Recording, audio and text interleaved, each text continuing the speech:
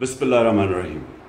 इय्याका नअबुदु व इय्याका नस्तईन। मेरे पाकिस्तानियों, मैं आज आपसे जो बातचीत करना चाहता हूँ वो जो मज़ीद तेल की और डीज़ल की कीमतें जो महंगी हुई हैं, जो पेट्रोल की कीमतें, उसके ऊपर बात करना चाहता हूँ और फिर अपना लाएमल देना चाहता हूँ कि हमें बहसीयत कौम हमें क्या करना चाहिए। इस क्या चुप करके बर्दाश्त करना चाहिए या अपनी आवाज़ उठानी चाहिए इसके खिलाफ। सबसे पहले मैं अपनी सारी कौम से जो आज बात करना चाहता हूँ वो ये कि सारा जो हमारे खिलाफ साजिश हुई थी, जो सारी अदम एतमाद हुई थी, जिस वजह से हमारे जो इत्तेहादी हमें छोड़ के गए थे और जो फिर हमारे लोग लौटा हुए थे, उन सब ने एक चीज़ कही थी कि जनाब बहुत महंगाई हो गई, हमारे से हल्कों में जाया नहीं जा रहा, बड़ी हुकूमत नाअहल है।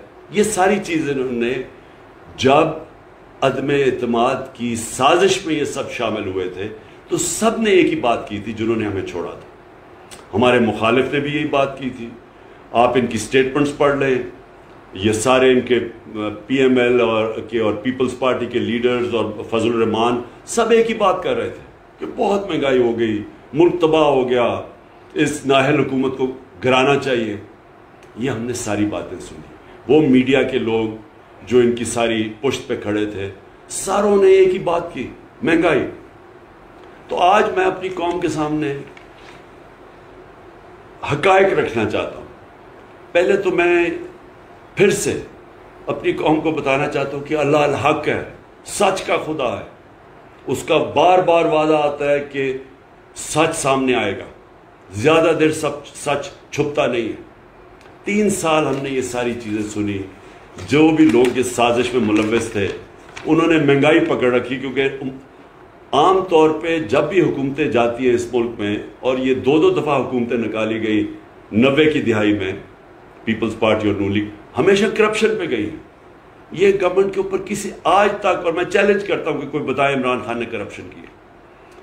तो एक चीज़ पे आ गई जी, महंगाई और नाअहल। अब सारी कौम के सामने जब हम गए थे तो पेट्रोल था 150 रुपए लीटर। हमारे 3.5 सालों में जो पेट्रोल बढ़ा था वो 50 रुपए लीटर बढ़ा था। हमारे ज़माने में भी आलमी महंगाई थी, तेल की कीमत आसमानों पे थी। हमारे ज़माने में ये था।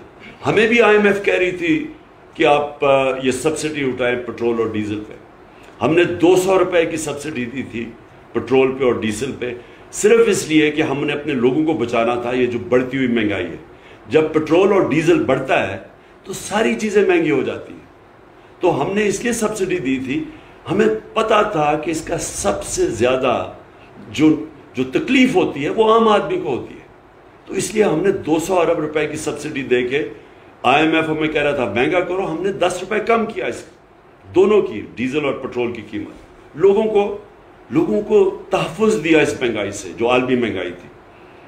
तो हमारे दौर में फिर से 150 रुपए लीटर था पेट्रोल, आज 85 रुपए उन्होंने बढ़ाया अब तक, और ये मजीद बढ़ेगा। ये मैं आज आपको कह रहा हूं कि अभी और ऊपर जाएगा। आज है 235 रुपए लीटर। डीजल हमारे ज़माने में 145 रुपए लीटर था। हमने जान के कम रखा था, क्योंकि जब डीजल महंगा होता है तो सारी ट्रांसपोर्ट महंगी हो जाती है। ख़ास तौर पे जो किसान है उसको वो जो जनरेटर जो ट्यूबवेल चलाता है जनरेटर पे, वो सब महंगा हो जाता है। तो इसलिए हमने 145 पर रखा। इन्होंने 115 रुपए लीटर डीजल की कीमत बढ़ाई, आज 260 रुपए लीटर है। और ये मैं आज आप सबको कह रहा हूँ कि आप देखते रहें, ये अभी मज़ीद और ऊपर जाएगा। ये अगले महीने ये डीजल और पेट्रोल की कीमत अभी और बढ़ेगी। तो इसका मतलब कि सारी ट्रांसपोर्ट महंगी, किसानों के ऊपर जो गुजर रही है, पहले पानी नहीं है, बारिशें नहीं हुई, तो पहले उनके लिए मुश्किलात है। अब ये डीजल सबसे ज़्यादा मुतासर करेगा किसान को। फिर बिजली हम छोड़ के गए थे 16 रुपए यूनिट, आज बिजली है 29.5 रुपए यूनिट। और अभी खुद इन्होंने कहा कि ये अभी मजीद और बढ़ेगी। تو اس کی بھی تیاری کریں کہ ابھی رکے گی نہیں. 16 روپے سے تقریباً 30 روپے یونٹ پہ چلے گی بجلی. جو عام آدمی کے لیے سب سے اہم چیز ہوتی ہے آٹا. ہم چھوڑ کے گئے تھے 20 kg کا بیگ تھیلا 1100 پہ, آج وہ پہنچ گیا 1500 پہ. اور یہ وہ چیز ہے جو کہ عام گھرانوں میں لوگوں کو افیکٹ کرے گی. پھر گھی, یہ بھی ایک بنیادی چیز ہے جو عام آدمی استعمال کرتا ہے, اور اس کے لیے بڑا اس کا سارا جو بھی بجٹ ہے اس کا وہ افیکٹ ہوتا ہے.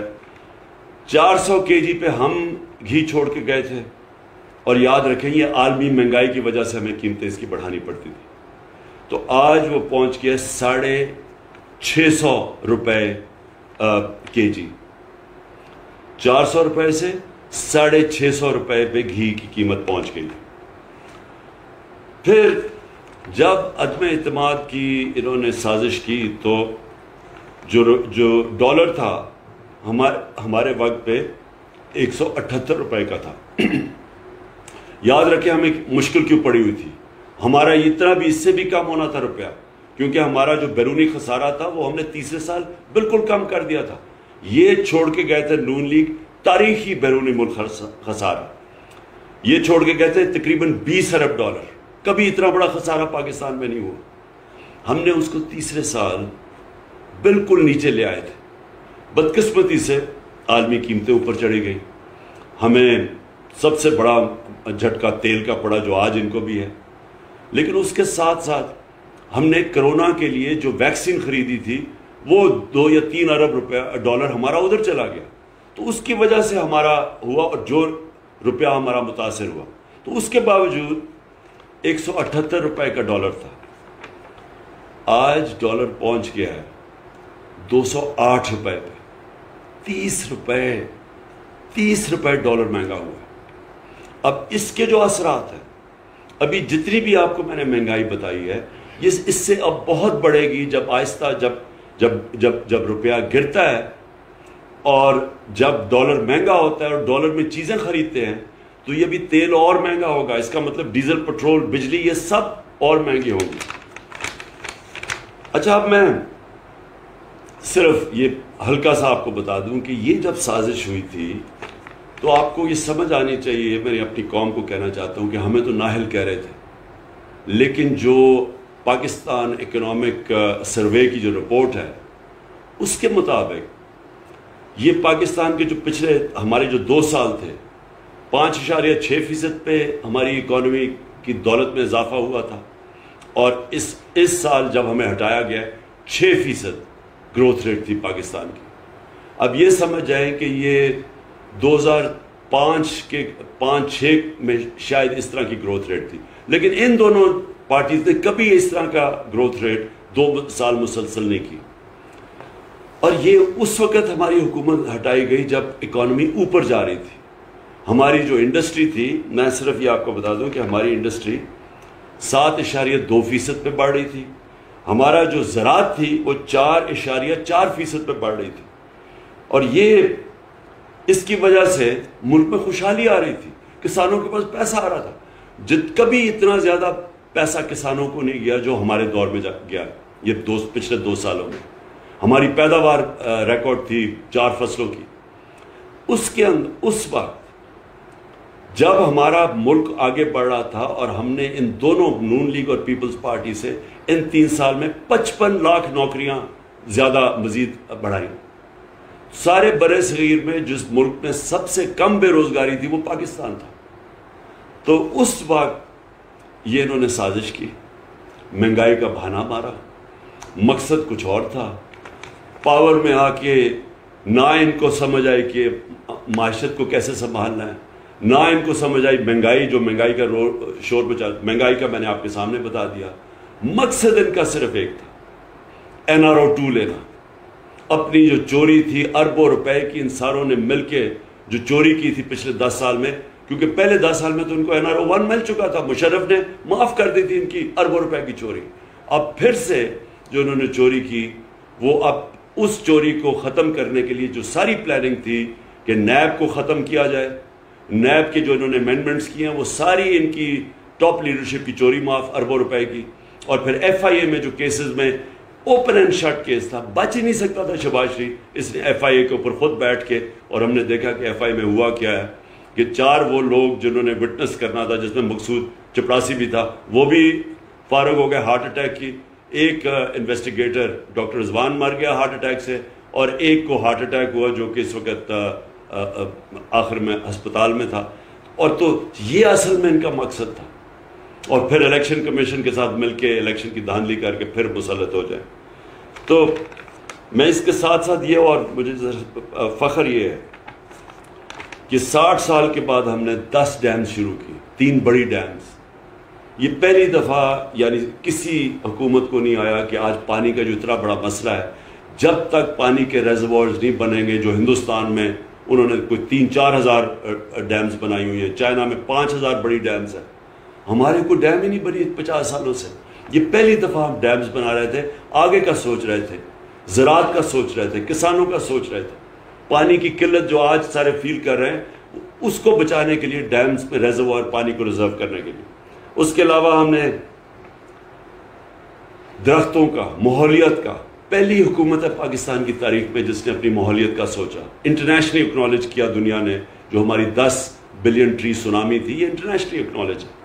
اور اس میں باہر برطانیہ کے پرائم منسٹر نے خاص نام لیا کہ پاکستان لیڈ کر رہا ہے دنیا میں کلائمیٹ چینج کو روکنے کے لیے.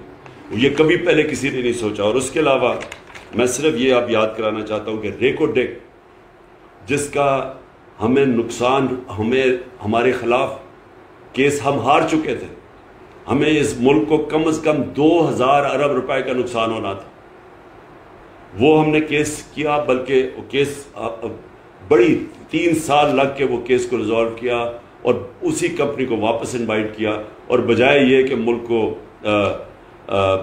ہرجانہ دینا پڑے، یہ ڈیمیجز دینے پڑے، ہم نے اسی کمپنی سے واپس ری انویسٹمنٹ کروائی. اور وہ سب سے بڑی انویسٹمنٹ ہے یہ جو کمپنی جس نے ہمارے پر کیس کیا تھا. کار کے سے 200 ارب روپے کا ہرجانہ ہو چکا تھا، ہمیں فائن ہو چکا تھا. وہ صدر اردوغان کے ساتھ مل کے ہم نے وہ ختم کروایا اور سیٹل کروایا. پھر صرف NHA کے اندر نیشنل ہائی وے اتھارٹی میں 1000 ارب روپیہ ہم نے بچایا. یعنی وہ سڑکیں جو انہوں نے 2013 اور 18 کے بیچ میں بنائی تھی، جو ہم نے سڑکیں بنائی 2018 سے اب تک، اس میں 1000 ارب روپیہ کم قیمت پہ ہم نے سڑکیں بنائی. مطلب یہ کہ 1000 ارب روپیہ جو ان کی جیبوں میں گیا تھا، وہ ہم نے کرپشن بچائی.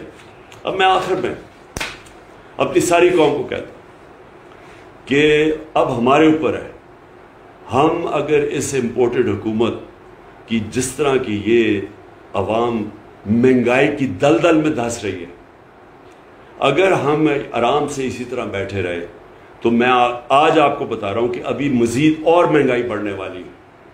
اور ان کے جو سربراہ ہیں ان کو کوئی فکر نہیں ہے پاکستان میں کیا ہوتا ہے، کیونکہ ان کے اربوں ڈالر ملک سے باہر پڑے ہوئے ہیں. ان کے 30 سال سے اس ملک سے منی لانڈرنگ کر کے پیسے باہر لے کے گئے. ان کو کوئی فرق نہیں پڑے گا. فرق پڑے گا جس کا جینا مرنا پاکستان میں. تو میں آج ساری قوم کو پرامن احتجاج کے لیے آج دعوت دے رہا ہوں. اتوار کو 9 بجے سب نے پرامن احتجاج کرنے کے لیے نکلنا ہے. میں ساری اپنی قوم کو، ہر شعبے کو، ٹریڈ یونینز کو، پروفیشنلز کو، ڈاکٹرز کو، انجینئرز کو، کلرکس کو، سرکاری نوکروں کو، میں آج سب آپ کو دعوت دے رہا ہوں کہ اگر آپ نے یہ تماشا مزید اور دیکھنا ہے تو یہ یاد رکھیں کہ جو آگے مہنگائی آ رہی ہے وہ اس سے بہت بڑھ کے آ رہی ہے. تو میں سب کو آج دعوت دیتا ہوں، اتوار کو 9 بجے آپ نے سب نے احتجاج کرنا ہے. اور میں انشاءاللہ اسکرین کے ذریعے، ویڈیو کے ذریعے میں 10 بجے آپ سب سے بات کروں گا ویڈیو اسکرین کے ذریعے. تو میں چاہتا ہوں کہ آپ سب نکلیں پرامن احتجاج، اور اپنے شہروں میں نکلیں، اور شام کو 9 بجے نکلیں، اور 10 بجے میں آپ سے بات کروں گا. میں یہ چاہتا ہوں کہ ایک پیغام جائے ان لوگوں کہ اگر آپ سنبھال نہیں سکتے تھے اس ملک کو تو کیوں اتنی سازش کی. اگر آج آپ کہہ رہے ہیں کہ جی بارودی سرنگیں بنا دی گئی ہیں، تو کیا آپ کو ضرورت تھی کہ ایک ملک جو صحیح طرف لگا ہوا تھا اس کو کیوں آپ نے ڈیریل کیا؟ صرف اس لیے کہ اپنی چوری بچانے کے لیے. اور آج آپ ہمیں کہہ رہے ہیں کہ جی ہم کیا کریں جی، یہ تو بڑا انٹرنیشنلی قیمتیں اوپر بڑھ گئی ہیں، عالمی بحران ہے. آج آپ کو یہ یاد آیا ہے؟ آپ کو نہیں پتا کہ یہ پہلے سے ہم جو سارے فیس کر رہے تھے. بار بار میں بتا رہا تھا کہ ہم بڑی مشکلوں سے اپنے لوگوں کو مہنگائی سے بچا رہے ہیں، اور یہ جو عالمی مہنگائی ہے اس سے ہم پروٹیکٹ کر رہے ہیں. کس طرح ہم نے سبسیڈائز کیا. تب تو سارے لگے ہوئے تھے کہنے کہ جی اس کو کیوں اس نے پٹرول کی قیمت بڑھائی اور ڈیزل کی، اور مہنگائی کیوں کر رہا ہے. مہنگائی مارچ ہو رہی تھی ہمارے خلاف. تو آج میں سوال ان سے پوچھتا ہوں کہ جو آج آپ نے مہنگائی کی ہے، یہ سارے ملک کی تاریخ میں ہی ایسی مہنگائی نہیں ہوئی. تو صرف اور صرف اپنے پیسے بچانے کے لیے آپ آئے تھے. اس لیے میں قوم کو کہتا ہوں کہ میں آج سب کو آج آپ کو دعوت دے رہا ہوں اس احتجاج میں شرکت کریں. میں تو بلکہ پولیٹیکل پارٹیز کو دعوت دے رہا ہوں. میں تو عام اپنی خواتین کو جو آپ گھر میں دیکھ رہی ہیں قیمتیں بڑھتے ہوئے، میں آپ سب کو دعوت دے رہا ہوں. پرامن احتجاج کرنا ہمارا حق ہے، یہ ہمارا جمہوری حق ہے، یہ ہمارا آئین ہمیں حق دیتا ہے، اور ہم نے ہمیشہ پرامن احتجاج کیا ہے. اور انشاءاللہ اتوار کو آپ سب نے نکلنا ہے، اور میں انشاءاللہ اتوار کو رات کے 10 بجے ویڈیو کے ذریعے آپ سب سے بات کروں گا. پاکستان پائندہ باد.